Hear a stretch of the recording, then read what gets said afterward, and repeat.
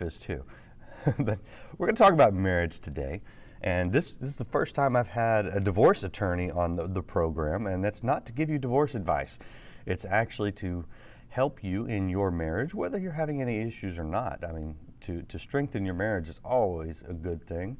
And you know, maybe you aren't married, maybe you're divorced, maybe you know someone who's married and you're the person that they like to talk to when they have struggles in their marriage. Well, we're going to arm you with some good information today to help encourage others in their marriage. That's what we're here to do today, is to encourage you in your marriage, because really, you know, the family, God designed it this way. The family is the bedrock of every community, of every nation. And when we start with the family, a husband and a wife, we can build on that. So I invite you to be a part of this conversation, to listen, to share, and to really just absorb the information that you're going to get today, because it will be helpful. Today's guest is Toni Nieuwhof, and she has a book that she put a lot of her experience and wisdom into. It's called Before You Split. And as a divorce attorney, she is actually committed, or former divorce attorney, she is actually committed to helping you not get a divorce, which is good. It's kind of an interesting paradigm here. Toni, how are you doing? Good to have you on the program. Just wonderful. Thanks so much for having me today. Oh, it's great to have you. So let's talk about, actually I want to hear a little bit about your background, because from a divorce attorney makes a living when people are considering divorce, yet you've taken this path that is almost counterintuitive or counterproductive to the industry, if I could say that. How did you get to this position to where you're helping people not get a divorce, which is the service that you have previously provided? Oh, that's a great question. Uh, Years ago, while I was working in a local hospital, I have a background as a pharmacist as well. So over the years, I practiced pharmacy and law, but I was practicing health law. I felt a prompting to start to practice children's law, to protect children. So I don't know what it's like where you are, but in Ontario, the way that you become a children's lawyer is to practice family law and or divorce law. So I stepped into that calling. I threw myself into helping people go through a very difficult time in their lives. You know, going through a divorce is like palliative care for a relationship. So I did my best to help people make wise decisions, to help them see how to arrange things so they could protect their kids. And I went through this many times with different clients over several years. And then I just had this conviction rise up within me to be one of the voices to help people who are struggling in marriage. Well, 2020 has been a year that's forced a lot of people together, and that, according to some of the research I've seen, has actually led to a rise in divorces, unfortunately. What are you seeing in society? Because I know that, you know, U.S. and Canada are very similar as far as those types of demographics. Are you seeing a little bit of a spike in difficulties and divorces and separations? Yeah, it's hard to tease out. We are seeing some stats indicating that there's an increase in divorces. We're seeing some conflicting information, so I'm not really sure where the numbers are going to land in the end. But I think one thing that we really are seeing is that for marriages that were on fairly good ground, being together more seems to have taken them in a better direction. Whereas marriages that were on shaky ground before, this COVID lockdown has tended to lead them into, you know, some messy struggles. So in a lot of ways, just kind of exposing what's already there, I suppose. I think that that's true. Yeah, Yeah. yeah. Mhm. All right. Well, let's get into some of the content of the book. Give us a little bit of an idea of sort of the foundation you're laying to help people before they split. Well, I've seen so many people struggle and walk through the divorce process. And some people at the end of the day came back to me and said, if I'd only known then what I know now, I would have worked harder to save my marriage. And that was a motivator for me. I really want people to see what the consequences of the three different options you face when you're really struggling, what that may look like. But also, I wanted to share our own journey because Carrie and I went through several years of a really rough season in our marriage. And we learned some things along the way. I'm happy to say that now we've been married for 30 years, and we have actually gone from a place that was that bad to this good. And so I wanted to share some of that experience to encourage people who may be struggling right now and wondering what to do next. Yeah, I'd love to hear more about that because the personal experience is always very helpful because people can relate. Talk about a little bit of what you guys went through. Oh, we had a real deep struggle with conflict.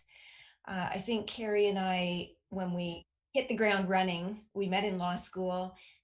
It was 18 months from our meeting each other to being married, and then another 18 months to having our first son. And that's a pretty compressed time frame when you're in law school through the whole 36-month period. So we were both at law school and working. So we got into our family life. We did have another son, and when we were struggling over conflict, not only did we clash over the issues, but we also clashed over even the ways that we were trying to resolve conflict. And it led us to a place where we were so frustrated, fed up with each other. And I think one of the issues that is common to couples who are struggling that I've seen in the many people I've talked to who are going through a divorce is that you think that it's mainly your spouse's fault. So you may say something like, well, I know I'm not perfect, or, I don't do everything right. But the core belief is that it's mainly your spouse's fault that you're struggling so much. And what I find is often underneath that is a victim story or a victim narrative just going on in the background. And holding on to a victim story is like putting on a pair of glasses that aren't your own. You just see blurry images, you're not really seeing clearly. So for Carrie and I, for example, when we would get into conflict, Carrie, I would say that Carrie was just being overly aggressive, that he was being pushy, and so my victim story was that because of his overly aggressive approaches, I was the one who needed to fight for peace. And Carrie would say, "Well, Toni just shuts down." And there's a fine line between peacekeeping and withdrawing or disengaging or even stonewalling. So that victim story that I was telling myself, that Carrie was trying to walk all over me and he's being too aggressive and I need to fight for peace, the victim story was clouding my vision. I really couldn't see clearly enough the role that I was also contributing to the struggles we were having, just even over conflict resolution. Yeah, let me ask a question though. Was he being overly aggressive? I mean, because a lot of times the victim mentality comes not from imagining something that's not true, but from something that is true. Yeah, and so I think especially in marriage, in very close relationships, I think when things get really heated, and especially if you've got a pattern of conflict that's been wearing ruts into the ground and you're stuck. The thing is that it gets heated. You both say things you don't mean to say. You do things you don't mean to do. So was he overly aggressive sometimes? Sure. Was I stonewalling sometimes? Yeah, I was. And the thing is, it's hard to get out of those dynamics when you're stuck. Yeah. Yeah. Is that something you guys were able to figure out on your own, or did you have to get some outside help? We did get outside help. So I would love to say that we prayed about it and that was the solution for us. And praying was definitely part of the solution. I mean, that prayer, Jesus, shine your light and expose the darkness in me, is such a powerful prayer. But we didn't find our way there right away. I think when we started out in ministry, we had all of the best intentions, and we both sincerely were all in serving Christ. But at the same time, we didn't realize that we had emotional baggage. We didn't realize how much we were actually being oppressed by the enemy in our relationship. We it wasn't part of our Christian upbringing to even be aware that that was a real thing. And and at the time when we started out in ministry, we also lacked mentors when we started out.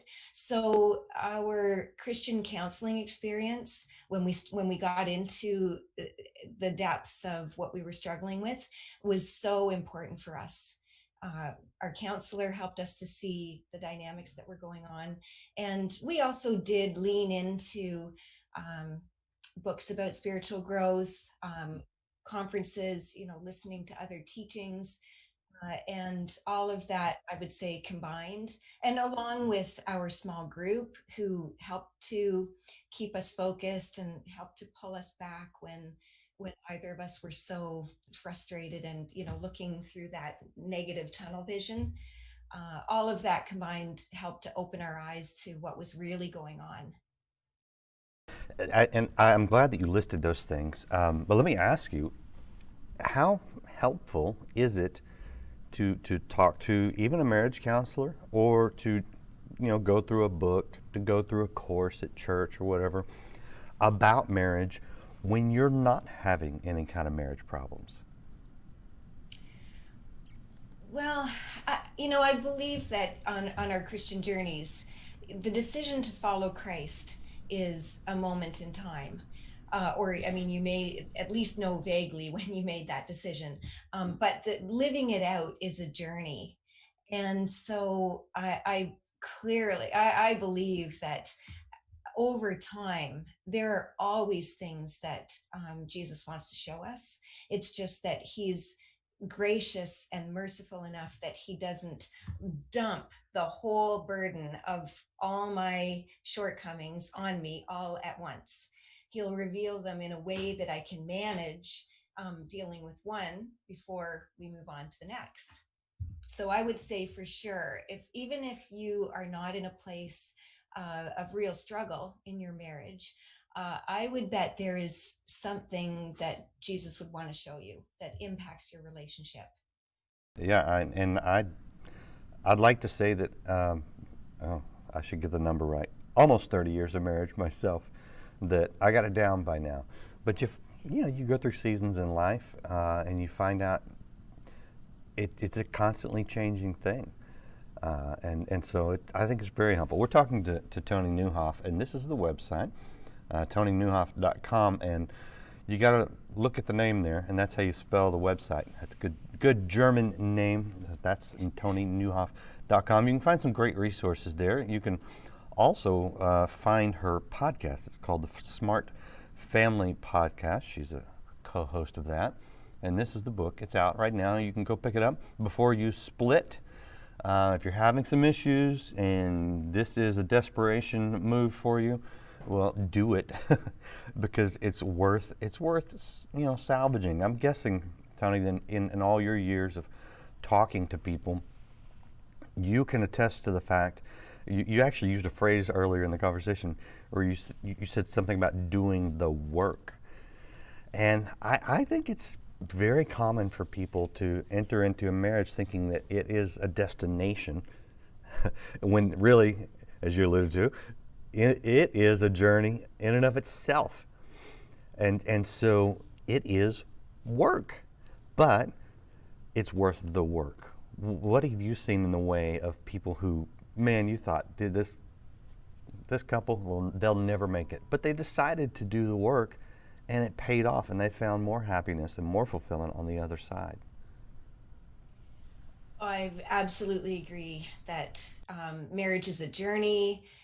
When you get together and you start off in your life together, you typically see your partner's strengths and all the ways that they are so wonderful and they float 30 feet off the ground, and you're in love. And you might hear people say that marriage can get tough, and you're going to go through some valleys, and you tuck that away in the back of your mind. But you may also be thinking, that's your story, but that's not going to happen to us. Uh, yeah, yeah. And there are ways that we end up being impacted by things that have happened in our past, past wounds or baggage that we don't even know is there. So I liken it to immersing yourself in a pool of mud. We did that once as a family. I'm not kidding. We actually found this mud spa beside a beach, and so we all waded into this pool, and it was quite fun actually. and but afterward, you're cleaned off. You've got all the mud off of your arms and legs and everything visible, but there were traces of that mud for months to come. It's hidden away in the seams of the bathing suits and so on. And I think that sort of thing happens with us too in life. I mean, we live in a broken world. There's a lot of wonderful families, but even if you come from a wonderful Christian family, there may still be some ways that you've experienced hurt in your childhood. And you don't even realize that you've developed survival mechanisms or ways to cope. The thing is that those ways that you cope may show up in your marriage as barriers, as something that prevents you from letting go of certain beliefs or getting on the same page with your partner. And so getting underneath those types of things is a journey. It is, and a lot of times we can't do it on our own, which again is why I think it's good to get help and good to use resources like yours. Let me, I don't want to advocate for divorce, but I do want to ask: is there a clear sign that you need to get out of a relationship? I mean, I almost hate to ask the question, but I don't want to. I wouldn't want to keep someone in a situation that they need to get out of. I really appreciate you asking that question, Randy, because before, when I talked about victim narrative, I'm really talking about the ways that we tell ourselves a story so that we avoid personal responsibility for our part of what's going on. But that's completely different from the way that spouses can be actually victimized in their relationship if there's harmful behavior going on. So I do draw a distinction between a marriage that's unhappy, which is many struggling marriages, even where people are saying things they don't mean and doing things they don't do in the heat of the moment. It's still mutual and it's an unhappy relationship. I contrast that with a harmful marriage where there's toxic or destructive or consistently denigrating behavior. If you're not sure whether your marriage is unhappy or whether it's harmful, I really do encourage you to reach out and talk to a wise mentor or talk to a pastor or a counselor and tell them your whole story.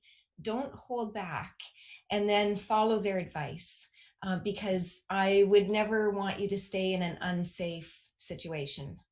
And I appreciate you saying that. I do think it's important to distinguish between the two. But back to the unhappy, and maybe I'm in a great marriage, and I am in a great marriage. No maybe about it. I'm in a great marriage. But, we know people all the time that, they're complaining about their spouse or they're complaining about their relationship.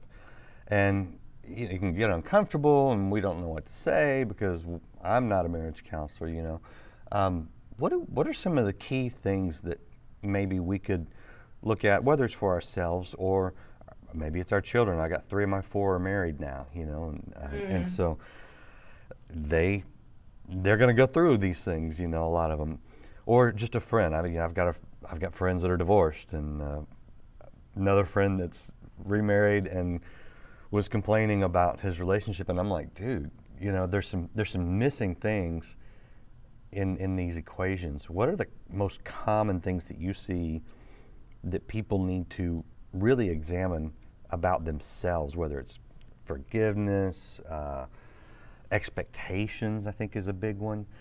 What are some of the things that we need to look for to help others in their marriages? Oh, you've hit on two big ones. So we all bring expectations into marriage. It's just that we don't necessarily think about them or acknowledge where they've come from.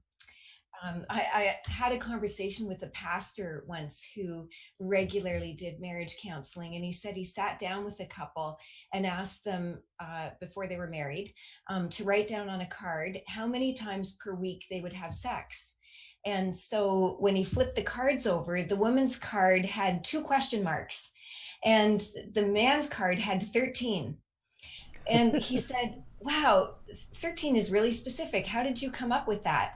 He said, oh, easy, twice a day and once on Sunday.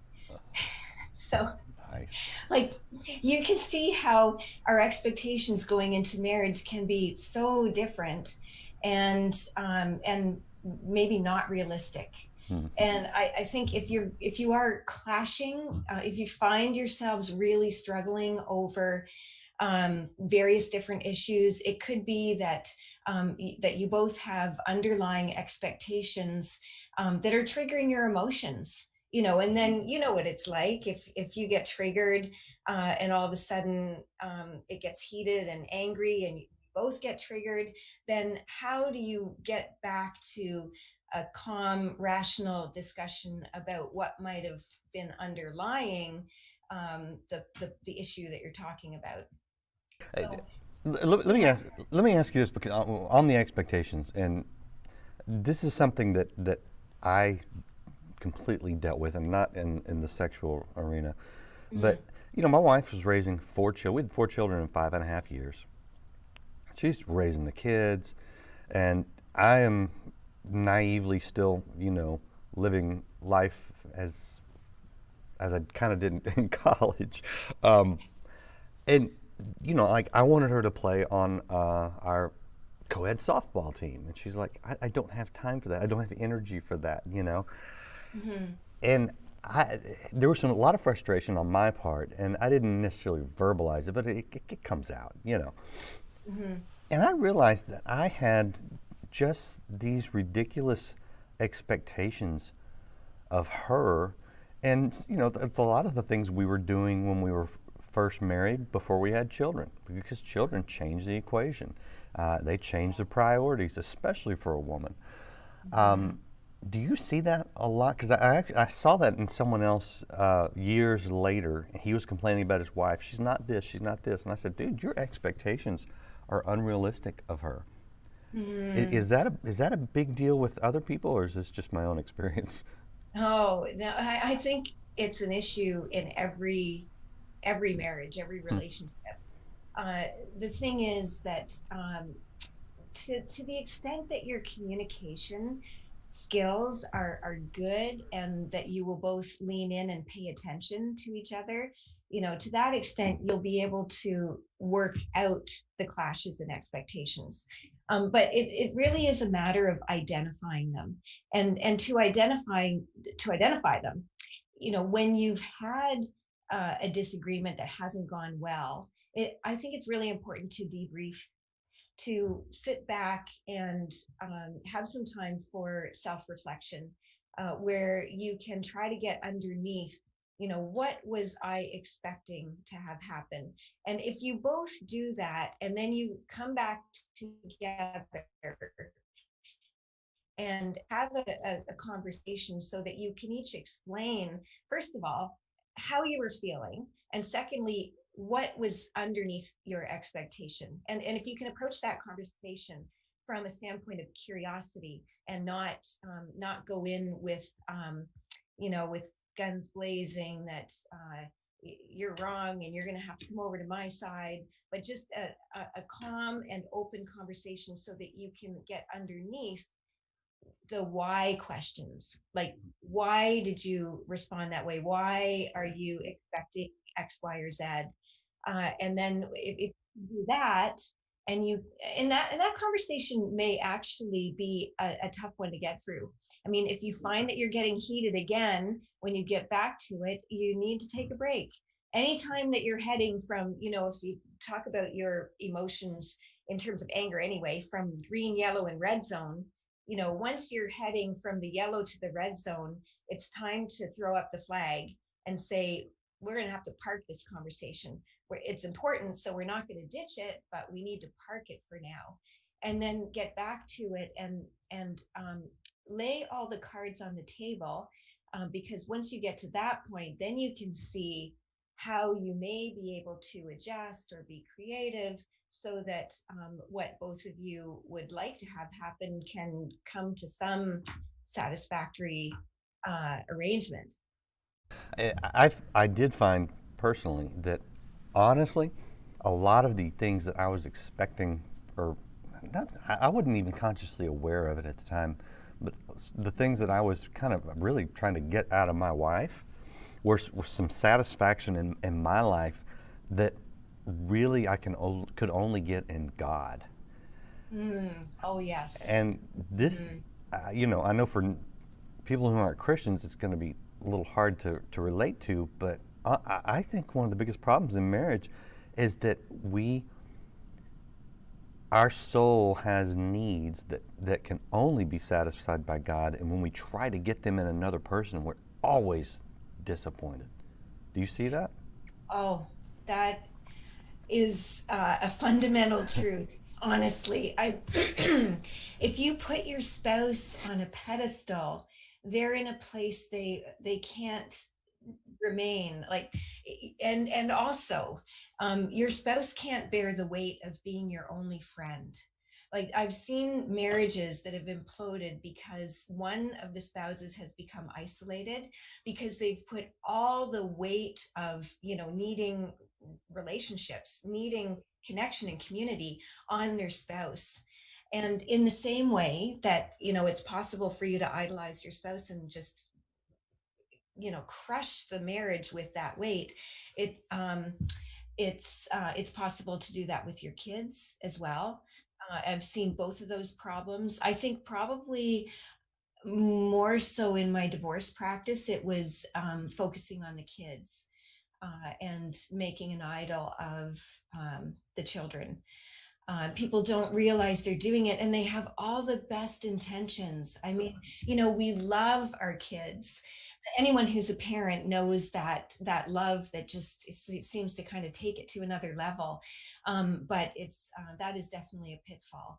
And I agree 100% with what you're saying, Randy, that the healthiest way that we can bring love to our marriage is to be filled by the love that only comes from Christ, so that you have that love and also the supernatural power of the Holy Spirit to do the right thing in your marriage when it's hard, when you're challenged. 100%. And for me, it turned when I quit when I quit focusing on my own needs and thought, what does she need? What if how would it go? We got into that love and respect crazy cycle, and I realized it, and I broke it. My wife responded wonderfully. I think she was relieved that I was finally not insane. And it was worth the work, and it was all self stuff. All right, I'm going to show the book one more time. This is it. Before you split, Toni Nieuwhof. And Toni, I want to give you the last word. What you want people to walk away with. But I'll mention one more time the website, ToniNieuwhof.com, as well as the podcast, the Smart Family Podcast. Always good. I take my car in and get it worked on, get it tuned up, get the oil changed before it's empty. You know, not when it's empty, before it's empty. And you just tune up your marriage. You know, tweak little things. You'll appreciate it. It'll run smoother, be more, it'll last longer. You know, just like a car. Anyway, leave us with something that everybody can take that'll encourage us in our marriage. Well, I think it's common for us to get tripped up when we try to air our differences. And I talk about focusing on fight for we instead of me. And as part of that, I really want people to focus on, what can I do to make sure that my spouse is satisfied in whatever it is that we're disagreeing over? Because I believe this is true. If I win, we lose. And I've seen that problem with, people who are fighting positionally. There's two positions and that's it. Just remember, if I win, we lose. That is so true. I can attest to that. And the converse is if we win, I win. You know, and that's Yeah. good. Well, be encouraged in your marriage today. Maybe share this with somebody that you think, boy, so and so needs to hear this. Well, that's what the share button's for. Or copy that URL, stick it in there. And this is good. This is healthy. This is how we get through the tough times, especially if you're not having a tough time right now in your marriage. Self-examine, because when the tough times come, you'll be better prepared. So great. Toni, I appreciate everything that you share, everything that you do. Encourage people to check out the book and the website and come back again. We've got more great interviews to give you good knowledge, and not just knowledge, but some understanding, and hopefully impart a bit of wisdom. So we'll see you again next time here on Life Today Live. Make no mistake about this. When you come to God, you must change your ways. And make no mistake about it, friends. You may be wicked when you come to God. You may be unworthy of the healing because of your sins.